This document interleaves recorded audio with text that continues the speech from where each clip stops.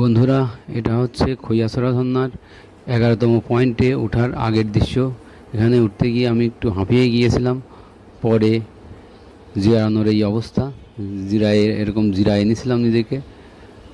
তারপরে আবার আমি উঠে আবার গন্তব্যের দিকে চলার চেষ্টা করছি। আপনারা দেখতে পাচ্ছেন বাঁশের ঝাড়, দুই পাশে বাঁশের ঝাড়, মাঝখান দিয়ে রাস্তা, সাথে ছেলেপেলেরা আছে, আরও 7-8 জন ছেলেপেলে আছে।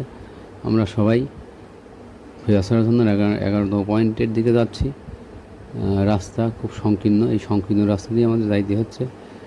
তো খৈয়াছড়া ঝর্ণার 11তম পয়েন্টে যাইতে গেলে এরকম দৃশ্য আপনারা পাবেন।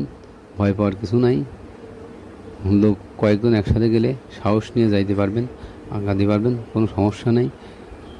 এখানকার অবস্থা এরকমই, পাহাড়ের পরিবেশ এরকমই, ভয়ের কোনো কারণ নেই।